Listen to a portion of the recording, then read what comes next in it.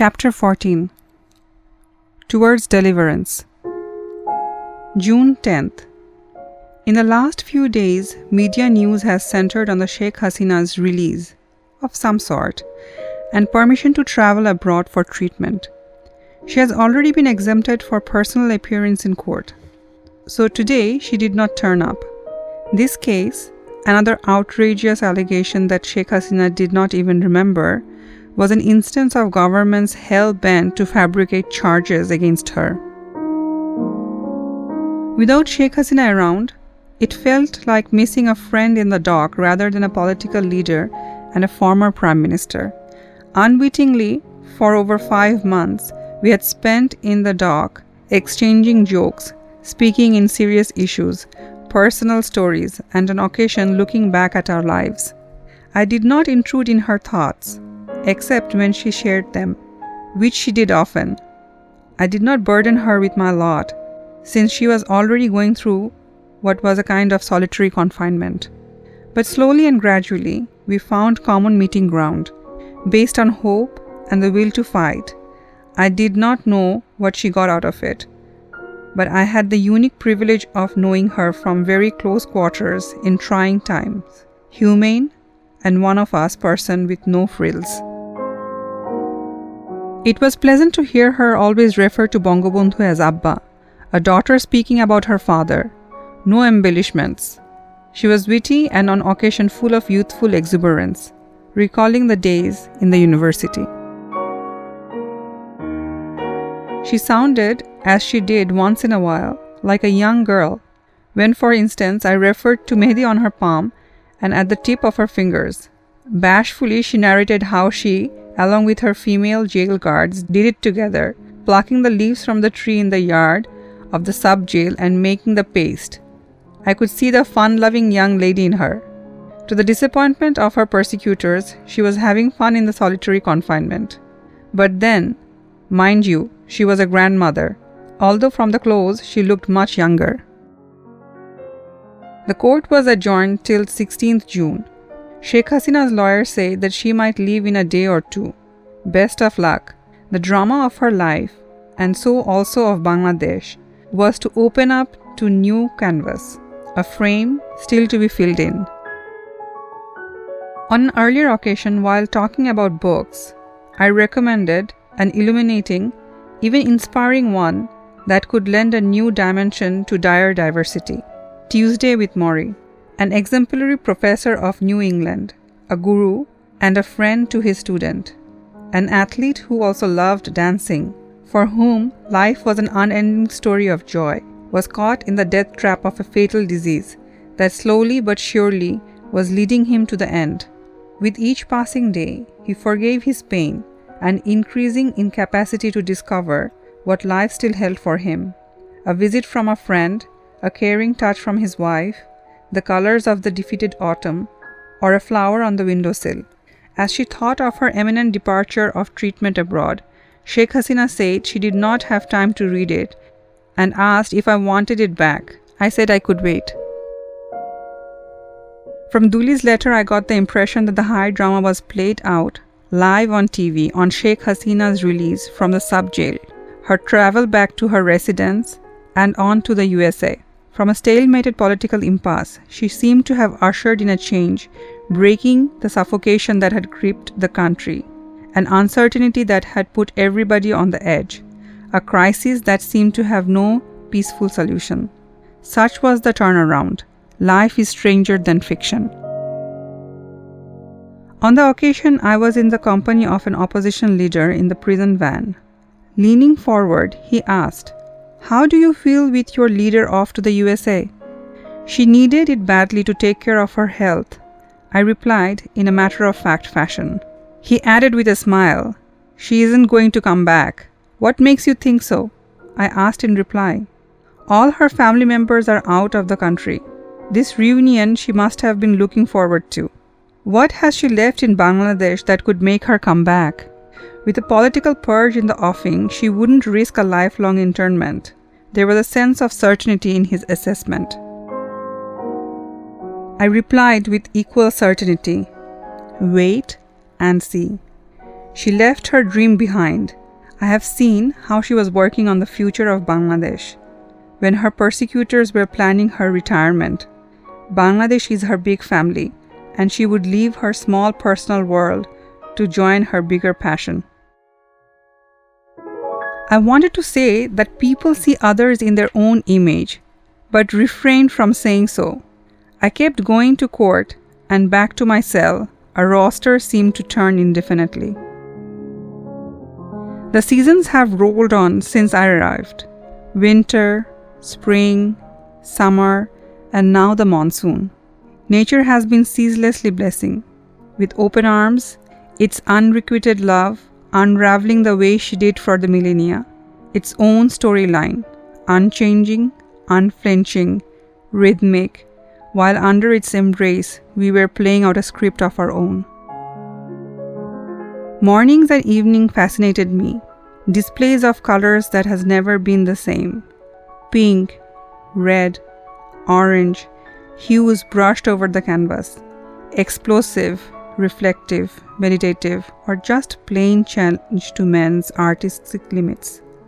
Appearing and vanishing in the slow but short-lived dances, but above all, a gift of delight and an endearment up in the sky that was denied to none. Jahangir has been acquitted of the murder charges which he always had denied and feared that the trumped-up evidence might confound the judicial system to his disadvantage. Happily, he headed home, Chandpur, brushing aside other charges that he was yet to face. Jahangir took leave of us in the morning, clean-shaven and dressed as if he's going to a party. I gave him an orange and an apple for his journey, but forgot the trousers and t-shirt I had earlier promised. Once on the way back from court, I noticed a black banner with words written in white, tied up at the entrance of a narrow lane of Nazimuddin Road, an announcement of sorts. Taking a careful look, I found something painful. It read, "In remembrance of our dear younger brother, Rajiv Naqib, Shakhawat, Shafiq, 8 names in all. Informing the passerby of the loss of a young brother was an attempt to share the grief, pointing to memories that have been foreclosed by the cold hand of death forever. In comparison, mine was but a small bruise." I had designed an experiment both to entertain myself as well as to find a new prism to view the world. How about a double existence at the same time? I decided to be a witness and be a participant at the same time in the drama of real life, step back from the reality and make myself an observer on the gallery or in the glass-framed commentary box, with another me playing out its role, as if on live show on Broadway. I was even amused by my plight and my instant response in real life. This detached but still involved existence gave me the privilege of questioning anything, arguing for or against any stance, and living under any odds. At times I framed imaginary story and went through same motion. It was a great liberating view of life, given that all facts were tentative, all pains and disappointments would end with the drawing of the curtains, and the lingering feelings could well be sweet in retrospection. But this experimentation also raised serious questions. Did God deal with His creation in a hands-off manner, leaving them to the laws He has designed for them? I tried factoring God's will and action in the order of the world to seek ways of redressing wrongs done. I arrived at a tentative conclusion. Those who cross the boundaries of law would be set right in the order to retain the systematic equilibrium.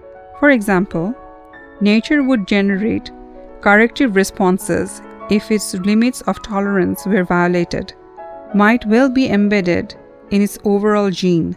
Global warming was a case in point. The laws governing human interactions were likely a complex variant of those in nature, except that we have still not discovered the parallels.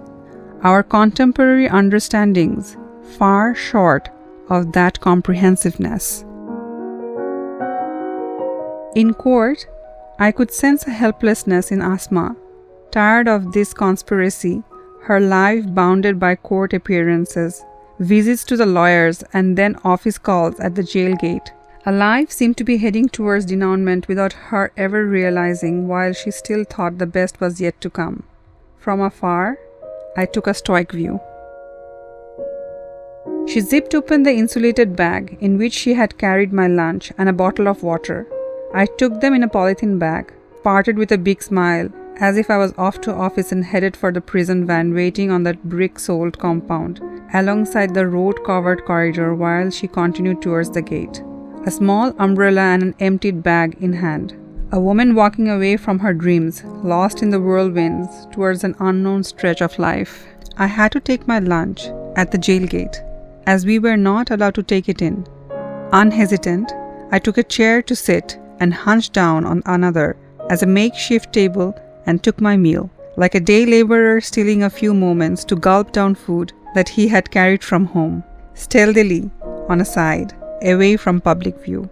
While I was reflecting on prison, the great leveler, a jail staff came to me and said that he was ashamed of seeing me eating that way. I deserved a better deal. Although there were female inmates in the jail, I had only sparingly noticed their existence. Occasionally a line of them at the gate to be taken to court. These inmates, mostly young girls in colorful shalwar kameez, a dash of rainbow, caught unaware, looked down in mute submission, a file of robots or a herd being taken to an abattoir. That day I was startled by a tall, stunning beauty in the convict's uniform, defiant with head held high, walking as if she possessed the earth. Later I was told she was convicted for having murdered her husband. Could it be the story of Mariam in 1,000 Splendid Sun, who meekly served a long murderous wedlock, a prison term with her husband, 30 years older, abuse, beating and torture her daily dispensation through the teens and the years of youth? She could not take it anymore when her husband was about to kill his second wife, Laila, young enough to be Mariam's daughter. Mariam took the courageous move once only since her marriage, a scuffle to save Laila, which inadvertently ended her husband's life. Mariam's summary trial and the convictions were carried out in the swift succession and executed in the volleys of gunfire from the Taliban's killing machine in Kabul's National Stadium, in full view of the crowd of men in the gallery. The monsoon deluge had arrived. Torrents of rain like layered screen became dense, gradually hiding the buildings beyond the prison walls. The trees, even Jamuna Shed, Meghna and Shurma cells, their outlines only visible, seemed to be lost in the meditative contemplation, in communion with the dense, cloudy dome that almost touched them. Except for the flaps caused by the occasional blow of wind, the trees stood firm and still having reached the nirvana. I felt out of place, an undeserving onlooker watching the wet communion of Mother Nature. A flash of thought made me uneasy. When I was romanticizing the monsoon showers, the plight of Dhaka's shanties crossed my mind. Moms and kids huddled together under polythene roofs, gusts of rain drenching them, finding leaks in them, threatening their warm cuddles, wishing this ordeal be over. After a while, the rain stopped. People started appearing in the ones and twos, as if from the underground cellar, except for the less fortunate imports from Jamuna, who had disgorged in the hundreds at the first opportune moment so that the case table should start dispensing with them. I saw a lone convict carrying stacks of roti and brown sugar on his shoulder. Breakfast from some inmates. The routine of life must return. Later in the day, radio reports noted that Dhaka was inundated with morning commuters stuck for hours. The city, which only 3 decades ago was a sleepy capital of 1 million, has now grown into a metropolis over 10 million. With its large swathe of green now replaced by concrete structures, its marshy stretches filled by land developers, its canals to the rivers gobbled by encroachers. The monsoon rain could neither easily find their way into the underground, nor the three rivers that encircle Dhaka, turning the city into the vast lake with assortment of buildings rising above like monsters. Letter dated 9th July 2008, Dhaka Central Jail. Dear Duli, hope you are fine. I'm glad to read the news about the bail against 16/2. Alhamdulillah. Let us now plan and execute with patience and due diligence. There is no rush. I'm sure you all will proceed only when there are no additional risks. I shall talk to your mom in the court tomorrow. Your cookie was good, but I had to be selective given the sugar problem among the inmates. I appreciated the verses of Surah Luqman. Quran is a huge spiritual guide, more so in crisis since we are less concerned in happier times. Reassurance when there are no other guides. Yes, do follow the advice of the doctors. You all are in my prayers, always. Lots of love. Signed, Abba. Another letter. Dear Fahmi, congratulations on getting one more bail. You all have worked hard and hope everything comes out well at the end. Do take the advice of the well-wishers before you make the final move. Since we have waited for long, we can have patience and faith in Almighty. As for me, Maktub. I was glad to hear about Duli's health. My prayers are always with you. How about your friend? Do you go to play pools? Give my best wishes to Rajan, Anik, Hasib, Sadia, and all others whose names I have forgotten, given my age and the innate deficiency in this regard. Take care and feel happy, for every day is a gift of God. All the passing jitters are like statistical noises. Do not be out of focus by them. Laugh them away because they are worth no more. I must stop lecturing. Lots of love. Signed, Abba. I was flushed with visits from other cells, wishing me well and inquiring when I hope to make my journey back to freedom. Asma and Fahmi saw me in the court. Though Asma was impatient to see me home, in the fold of the family, Fahmi told me about the lead time needed to find out the environment. I have seen how brief that freedom could be. I was ready to wait, although the deputy jailer said that I could be out soon since my case partner, Sheikh Hasina, in the parlance of prison, was already free. Lablu joined our Faltu after Jahangir left. Caught taking fentanyl at midnight with his friends at Lalbagh, just across the jail, he has to serve a 6-month term. I teased him by saying that he had not changed his address but only status, a convict now staying just a stone's throw from his house. Lablu has impressed me in one special way. Decades back, when I returned from the USA, I carried a small, but to me, a very important aspect of their legacy.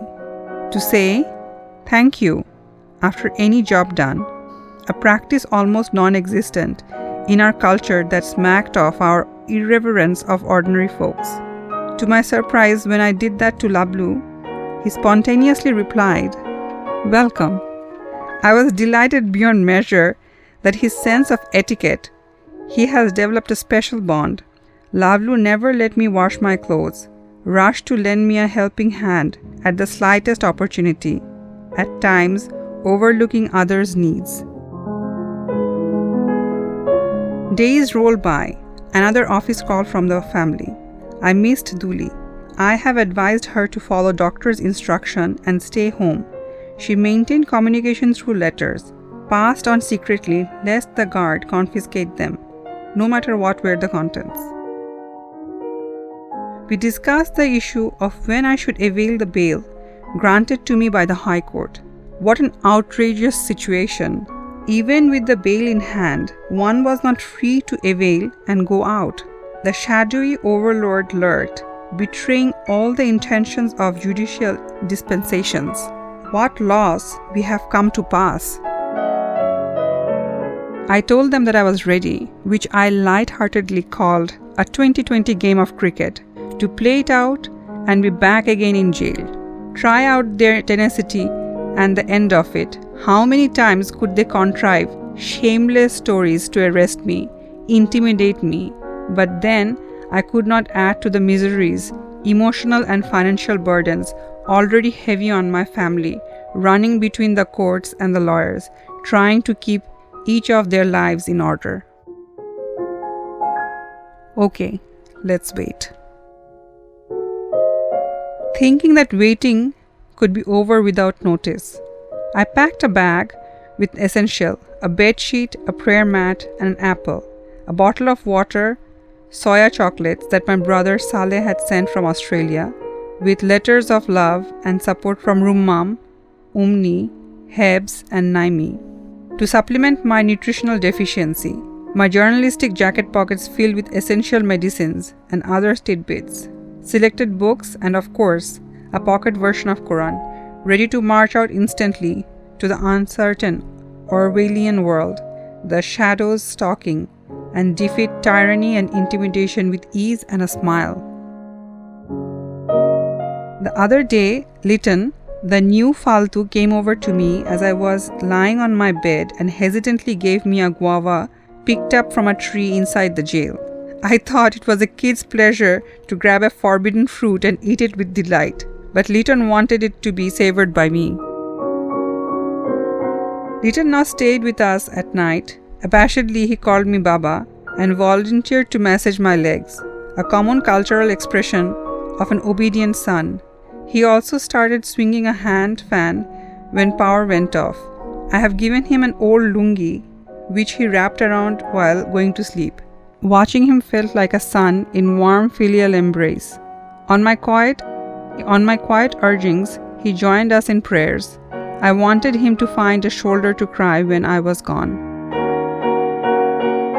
One of my cellmates carried a message from my family that the external vibe was not good, and venturing out may entail another fresh case against me to send me back in. I was not surprised. I had been through once. On the last court appearance, Asma told me that she had been to Tipu, brother of the Chief of Staff of the Army, just to ensure that the vicious designers were kept at bay. I listened with a stoic detachment as she described the meeting, down to the serving of tea. Two conflicting emotions welled up in me. While my pride was injured that my wife had to go to places for freedom for her innocent husband, unimaginable, the other day, I had to swallow it since my family was so eager to see me home. Left to myself, I would have rested on my jail bed or gone out to happily return on yet another trumped-up charge. I have risen above the means of intimidation that my tormentors had in store for me. I felt sorry for our men in uniform. I had been one of them during the war. How could a senior citizen be a threat to their exalted might? Or was this an indiscreet default mode, the phrase coined by Duli and Fahmi, of administering the country, an indignant callousness of others? Or they were unwittingly creating a destitute history, reminiscent of the medieval kingdoms? I wait for answer. Much as I would like to believe, it wasn't at the organization, but a handful of its leaders and their loyalists gone berserk. I have been informed that the papers from my bail would arrive on 19th July. My family had worked hard to ensure that I could walk to freedom. But then, who knew? So as I got ready for the departure, I kept my spirits in suspended animation, not knowing what would be the end game. I should be ready for any eventuality. Maktub. But an unforeseen event intervened. The judge at the trial court declined to sign off the last procedural papers for my release, stating that the High Court had stayed all the proceedings and he, in trial court, could no more deal with my case. We have to move to the High Court. I felt pained to hear the ordeal Fahmi's had gone through to get my papers in order to be turned down at the end, but I was proud of his patience through the murky world of judicial dispensation, when he should have been spending time in more enjoyable and youthful company. At the gate, an undercover police guy came over and whispered to me, "Sir, do not venture out. You understand what I mean." I did, and I did not. My appearance in court continued, although at long intervals. Mridula came to the court for the first time, although I have been encouraging her to have her first-hand experience of legal systems and its workings. Her mother was not in favor to let her young mind be impaired with such unfair episodes. I saw Duli after a long absence, as she was expecting, and the doctor had advised her to rest. This monsoon afternoon was rather special for Strabon. The sky was clear except for the patches of white clouds. The kneeling sun, dimmed for its fiery rages, was but for the bigger sister of a full moon, its golden showers caught on the telephone towers, building tops, and few tall lucky trees. Touch of love, too soft to feel yet glowing in endearment. Nature's quiet celebration of bonds that have bridged far and wide across divides. A romantic trance or a magic spell, ending with parting golden kiss, lingering on a stray white cloud. Day's last hurrah before the darkness took its hold. Mustafiz passed away on August 3rd. General Mustafizur Rahman, Bir Bikrom, a war hero, once the Chief of Staff of Bangladesh Army, and above all, a good friend of mine. We met by chance. Mustafiz, along with Salahuddin, then young captains of Pakistan Army, has been trekking the country for safe haven in March 1971 and landed in Meherpur with Mustafiz's elder brother, who was magistrate of my office of SDO. Past March 25th, 1971, and Meherpur was up in arms, students, politicians, ordinary folks, ready to cross swords with those who have violated our motherland, killed, tortured, maimed tens and thousands, and turned to silence us and humble us to subjugation. Our Ahmadiyyan, Mustafiz and Salahuddin, join us at the first suggestion, a great moral booster to have two professional soldiers among us. It was a long story after that. We served the same sector, Sector 8, as subsector commanders during the Liberation War. Mustafiz a couple of 100 kilometers down south of me. On our occasional furloughs at Calcutta, we sent signals to join together. A photograph of those days, 4 of us, Mustafiz, Colonel Huda, Captain Mahbub, and I, taken at Studio Dolls of Calcutta, still adorn my library at Bonani. Our rebellious youth, poised at rest for a while, frozen in black and white. Mustafiz died of cancer and a host of other diseases. But there is more to Mustafiz's life, and with the change of political guards in 2001, Mustafiz was named along with then Prime Minister Hasina and host of other senior officials in a corruption case. The case went to hibernation after some initial dust was raised and was resurrected after the crusade against corruption was launched in 2007. I last met Mustafiz at Boshundhara at some 10 months back over a wedding dinner and sat together. Mustafiz raised the story of alleged corruption case, according to him a blatant attempt to taint his image, his only fault being that he had submitted the file to the higher authority as PSO, a role that's routine and offers no choice or deliberation. The case, a total fabrication of political harassment. Mustafiz was beaming as he recalled how he argued his position before the judge of High Court, who politely advised him to do the same at the lower court, the trial court. As I was in the process of being put behind the bar in no less fabricated lie, and having watched the doings of those in power, I had advised Mustafiz to forget about the merit of the case, for there would be none to listen to him.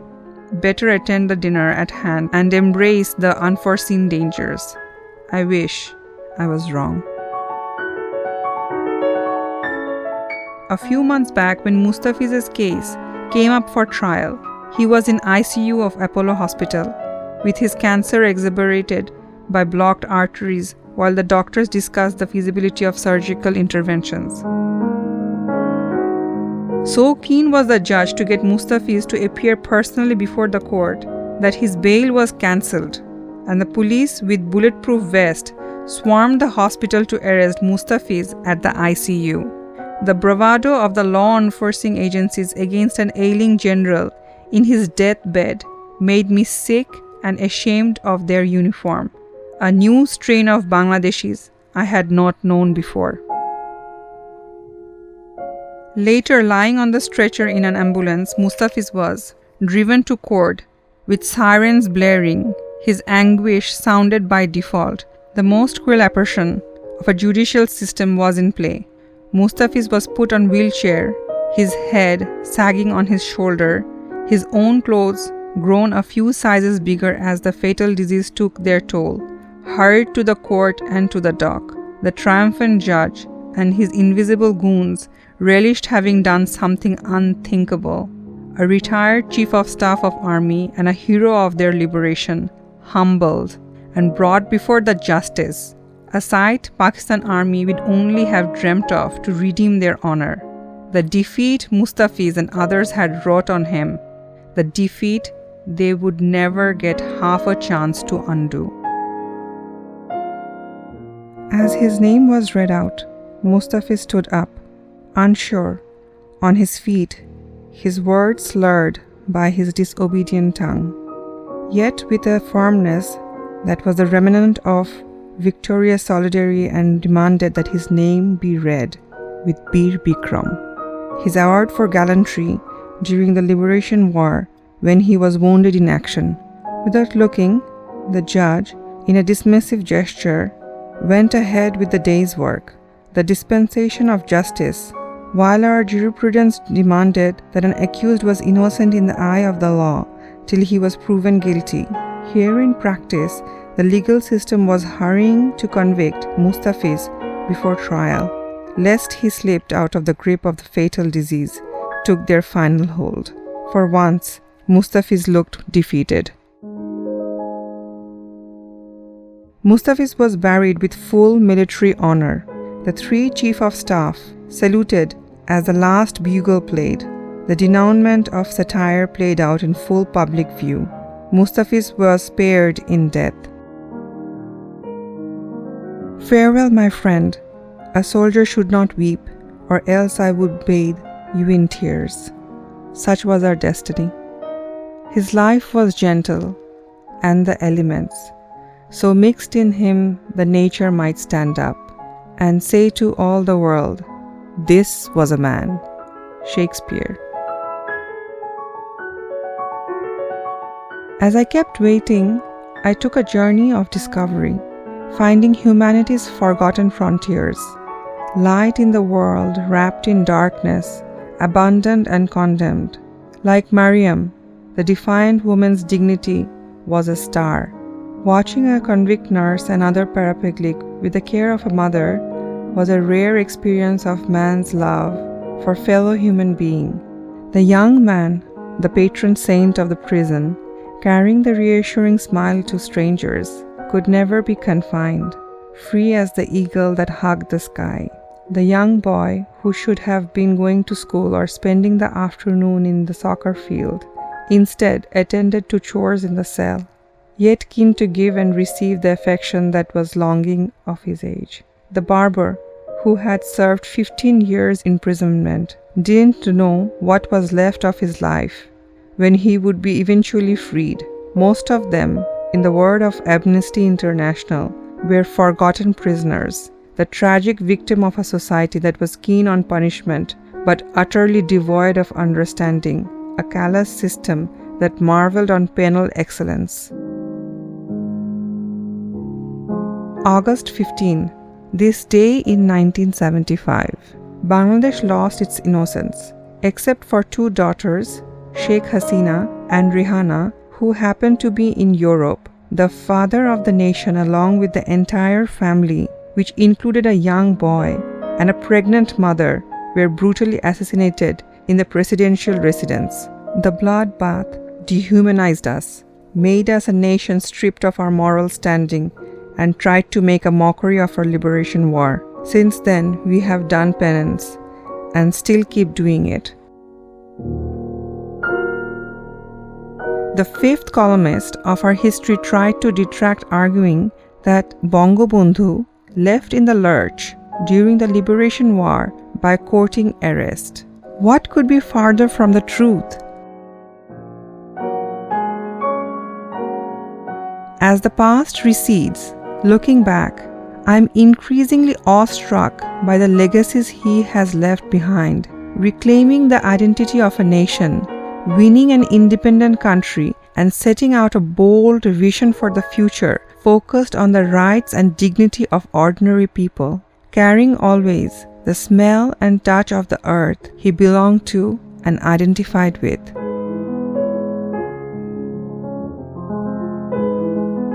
I was a civil servant, an anchor of the Pak regime, assured of a fast-track career, and had no political upbringings. What propelled people like me to ditch a secured life and join an armed struggle?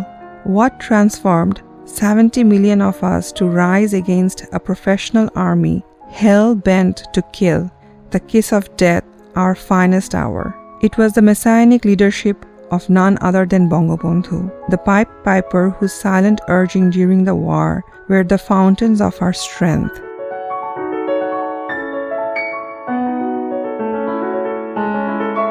At Meherpur in March 1971, I was witnessing the non-violent, non-cooperation movement mutating into a new version, to a cusp hitherto not seen in history. Government, semi-government offices, banks, private sectors, all were complying with the instruction from Road 32 of Dhanmondi residential area of Dhaka, the residence of Bangabandhu and the unofficial seat of the government. To give the movement further legitimacy, students marched in processions and raised the flag of Bangladesh atop my court-cum office, the symbol of central government of Pakistan. Bangladesh, a land of 70 million people, was de facto independent, with its flag asserting its new-found status under the very nose of ruling Pakistan Janta, who had sent its army across the country to assert its hold. The authority of government came to rest in the hands of Bangabandhu, who stood transformed from an individual to a force, energizing tens of millions across the whole country, who were ready to make the supreme sacrifice for the motherland. The non-violent movement had attained new heights. Mahatma Gandhi, often considered the founder prophet of the non-violence movement, lost faith in constitutional methods of securing the independence of India after the Jallianwala Bagh massacre in 1919 at Amritsar by Colonel Dyer of the British Army that left 379 civilians dead and 1,000 others injured. Gandhi called upon the Indians to resist British rule through non-violent means, refuse to buy British goods, adopt the use of local handicrafts, and picket the liquor shops. Millions of Indian nationalists responded to his call, sending waves of shock through the Indian Raj and undermining its very foundation and legitimacy. Gandhi promised Swaraj, independence, by 1922. But then a violent encounter with Chauri Chaura in United Provinces between protesters and local police in 1922 disillusioned Gandhi about the sustainability of non-violence. To the disappointment of many Indian nationalists, he called off the movement. Martin Luther King Jr., another star of the non-violent movement, followed in the footsteps of Mahatma Gandhi to give the civil rights movement of the US a new momentum, and is remembered in the world over for his 1963 march to Washington, where he delivered his famous speech, "I Have a Dream." He was justly honored with the Nobel Peace Prize in 1964 for combating racial inequality through nonviolent resistance. Here in Bangladesh in 1971, a set of peaceful affirmative action added a new dimension to the limits of peaceful struggle. Bangabandhu went beyond the established domain of a non-violent, non-cooperation movement and set a new threshold for the world. He was a pacifist who believed in the democratic process and also prepared the nation to stand up to aggression. Following on the guideline he spelled out in the March 7th speech for resistance and armed struggle, if it were to come, we adopted the strategy and tactics for guerrilla warfare when Pakistan Army subsequently unleashed its men and armaments against the innocent and unarmed civilians of Bangladesh. The de facto independence that was achieved in March led to the declaration of independence by Bangabandhu on March 26th and the liberation of Bangladesh on 16 December 1971 is a unique people's war. The strategy of a great man like Bangabandhu making a momentous history was not the call of ordinary folks like us. As the world stood witness to it, Bangabandhu made a unique history. Much of it remains to be discovered. Following a judgment from the High Court recently, the government decided to commemorate August 15 as National Mourning Day, an occasion that was cancelled by the previous government, making it a political divide with Awami League. Was this a mere act of stupidity or a deeper criminal mind that sought to couch its liability? Celebrating the birthday of Khalda Zia on this day smacked of an irrelevant, callous mind, to say the least.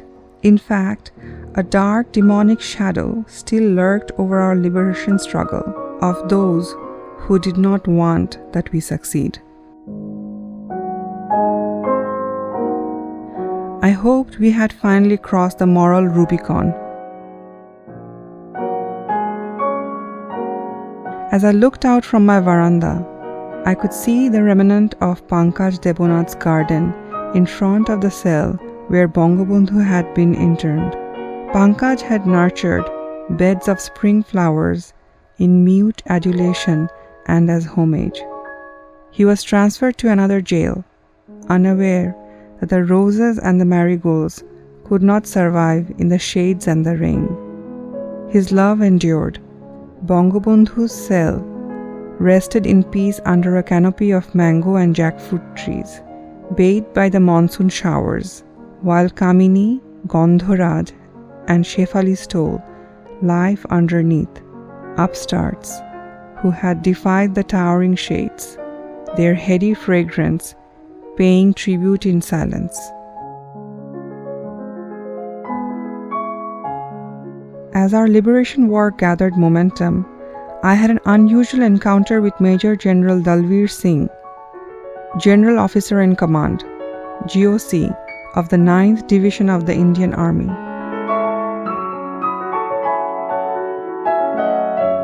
We were asked to raid and occupy a BOP, Ghipa, north of Petrapol, by Colonel Shiddu, whose battalion, a unit of 9th Div, was camped next to mine. By this time, the elements of the Indian Army had moved along the border, lending support to us and suggesting possible targets. With a small group, I went for reconnaissance, a standard drill for any such task. The BOP was on raised ground, with a clear field of fire. We hid behind the sugarcane fields, few hundred yards from the BOP, with clear grounds ahead to figure out how to conduct the raid. I couldn't find one. My assessment was that this would be a suicide mission with a little prospect for our occupying the BOP, least of all holding it against and counterattack later on. In any offensive, one needed a force 3 times the strength of the enemy with equal firepower. I had only a company of 100+ men in total. Also, the casualty ratio would be loaded against us. The math didn't work out.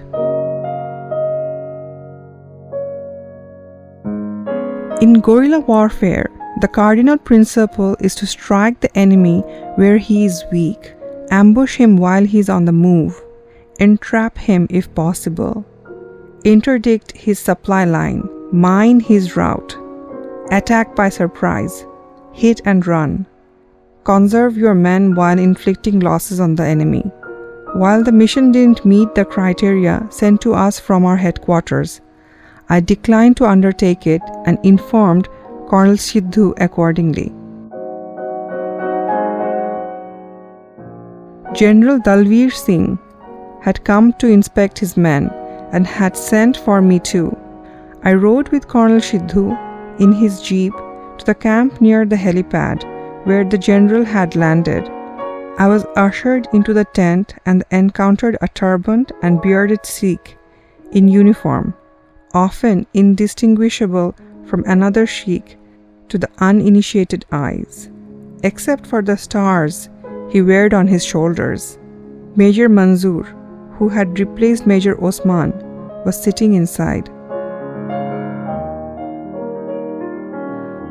While I stood in attention, the general took a long glance at me and asked, "I am told you refused to undertake the mission you were asked."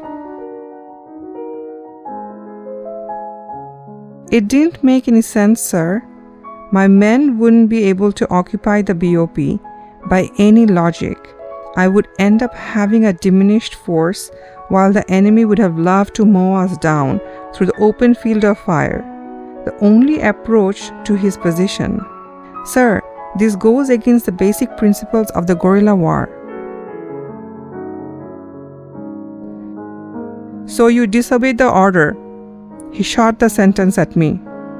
"Sir, I am part of BDF and only take orders from my commander who is sitting here," and pointed to Major Manzoor. The general was in no mood to listen and was visibly irritated by a young officer arguing with him. He looked at me and asked, "When were you born?" Startled, I answered, 1945, sir. I joined the army before you were born. Now get out." I came out and waited to be taken back by Colonel Sidhu, who was next called in. After having come to some distance, Colonel Sidhu asked me what happened. Hearing the incident, he said, "Now I see why I got a dressing down from the general. If you were from the Indian army, tujhe tikka mil jata." Meaning, if you were in Indian army, you would have been sent home. Major Manzoor came over to my camp later on. I had heard about him but never met him before. Broad-shouldered, muscular, tall with a reputation of being a hard taskmaster, he represented the textbook image of an army officer, though his suave manners belied it to some extent. He, along with two officers, was the story of intrepid patriots who had put their life on the line to join the liberation war. Major Manzoor was posted in a Pakistani brigade along the northeastern border of India. As the brigade major, in short, BM, he was the linchpin of the brigade, as all BMs were. These officers generally rose in the rank of eventually become general, and one of them Chief of Staff of Army. These were the rare promises of the Bengali officers who had just finished advanced courses in the North American Military Academy. Major Manzoor, Major Tahir, and Captain Ziauddin had decided to respond to the call of their motherland, being trampled by the army they were serving. We couldn't sit and serve an army who had violated its very oath of serving the people. Their hands were wet with the blood of the innocent Bengalis. Major Manzoor said while sharing with me his story of escapade from Pakistan garrison in Punjab, and continued, "Tahir, Zia and I decided to head for India to join the Mukti Bahini. Tension was mounting between Pakistan and India, and my brigade was asked to take a defensive position along the border.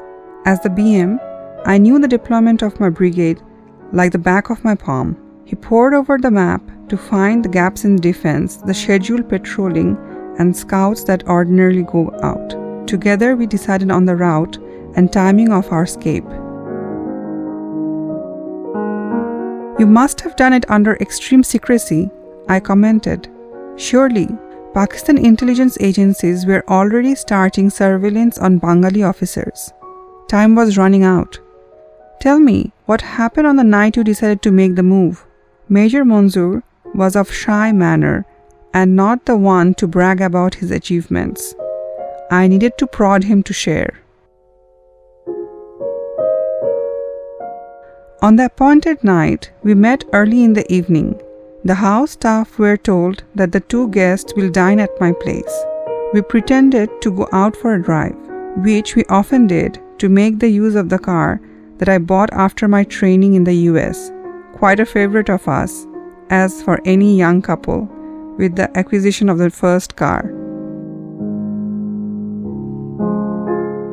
My young toddler, daughter, was given a sedative to put her to sleep to avoid any noise that a child ordinarily makes. We drove along the route we had decided. Then came the final decision. I put my daughter, deep in sleep, in a bundle like a backpack.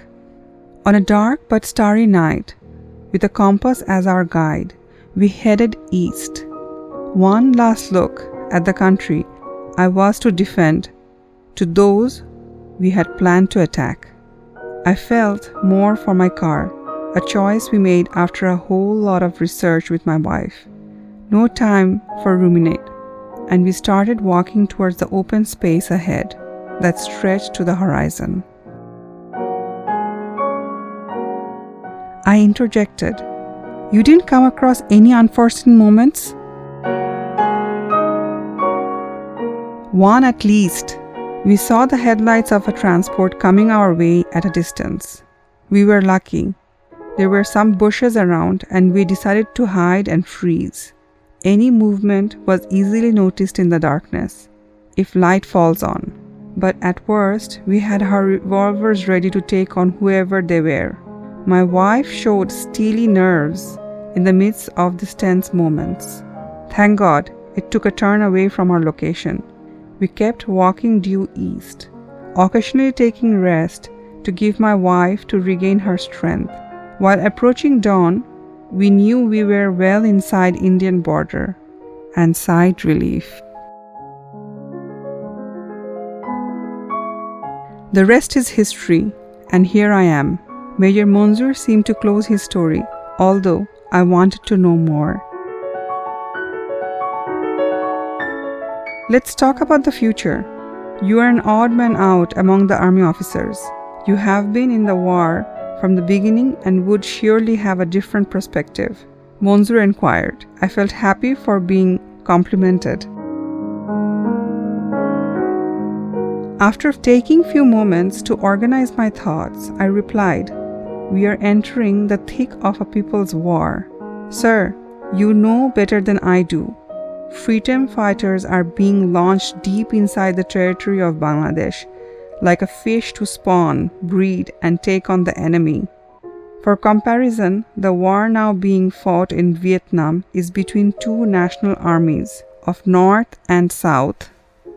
Vietnam, although it is in fact a proxy war of ideologies, communism and capitalism, and the big powers backing each side. By contrast, we are one nation against an occupying force that hails from a land 1,000 miles away. They are trying to put together a militia, Rajakars, paid to defend key points like road, bridges, railway, but they are ordinary untrained folks in the dire need of income. You are aware that I let go of few captured Rajakars. I think it is beneath my dignity to treat them as my adversaries. In fact, we are going through a military experience with not much to take from history or to rely on the training of regular army. except that a just cause must triumph. As I look at the future, the war would unravel to the surprise of the Pak army. The Mukti Bahini guerrillas, having been trained and infiltrating inside, taking on the enemy at the weak spots, interdicting the supply lines, mining roads, bridges, railways, raiding isolated posts, and slipping away like fish in the water. Increasingly, the Pak army, unaccustomed to such attrition, would have to take on defensive positions with raptured links with the main body. This will be our first phase of victory. I paused. Major Manzoor was listening attentively. Your line of argument makes sense, and asked me to continue. I had a broad brush of future in my mind. As our guerrillas get more organized and their cells get connected, coordinated, pressure would mount on Pakis. With no targets to fight, Muktis visiting like apparition at the dead hour of night, the rivers and canals, their favored pathways, and Achilles' heels for the soldiers from the dry terrains of Pakistan. The enemy would have two choices: either roll back across the country or get splintered into isolated outposts, fending for themselves. It's a no-win situation for them. Rolling back would encourage the guerrillas to keep pushing the enemy further while getting control of the land area that we badly want. Deployed in the isolated outposts, they would be sitting ducks for us. I stopped. What next? Major Manzoor was not the one to leave the story unfinished. That's $1 million question. I don't know whether we have the resources and support to raise a large army to mount an offensive against the army and take final control of our country. Their defeat is a done deal. But I guess the last phase would be largely determined by international politics. Sitting in a remote station, I have little information, except that I can take a shot in the dark. Manzoor quickly added, "Go ahead, take a shot at your crystal ball." I took a deep breath and set my eyes far away. Sir, history is on our side. No army with so much blood on its hand can come out as victorious against a determined people.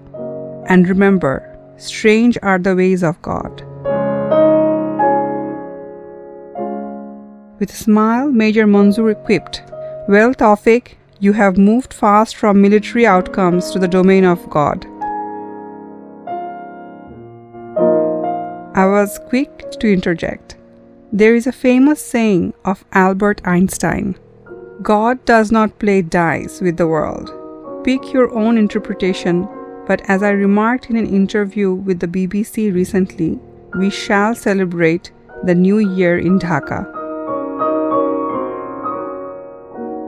Major Manzoor shifted the subject with a bit of hesitation. "I have something more to tell you. I like the way you stood up to the Indian general. Your arguments were unassailable. But these people have big egos, and being in India, we have to accommodate. I had to give the general some palliative and agreed to move you out of this place. I didn't want Major Manzoor to feel guilty and said, "That's just fine for me as long as I can fight for my country." Tawfiq, I'm impressed by how a civilian had risen to serve his country in army parlance, beyond the call of duty. You know the business as well as any trained army officer. You will serve a subsector commander of the company at Shikarpur. I was delighted not to have been eased out, as I had an uncanny feeling that the encounter with the general would have some fallout. He shook my hands, and Major Manzoor headed for the headquarters.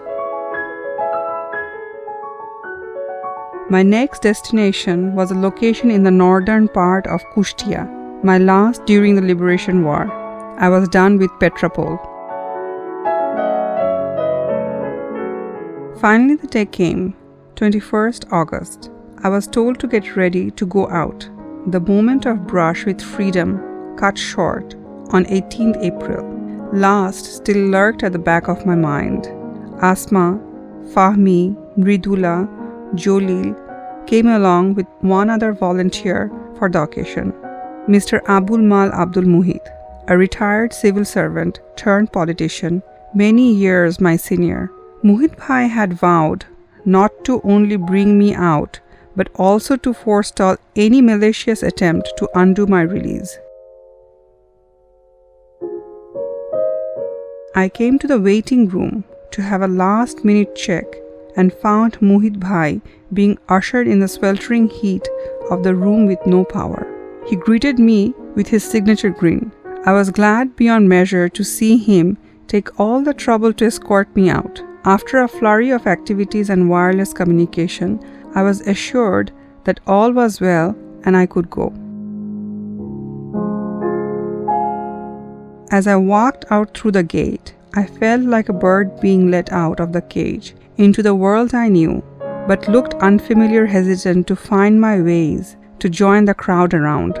But that was for moments. Soon enough, the jail, as also its memories, receded fast as I merged with my sought-after world.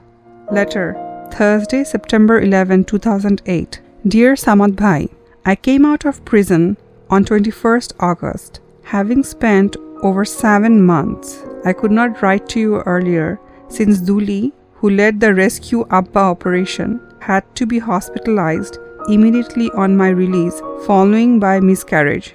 She was well into 5 months of her term. The unborn had to pay a price.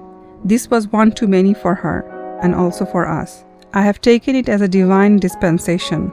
Incarceration is a traumatic experience, but once you are into, a whole new world unfolds, and it is up to you to make the most out of it.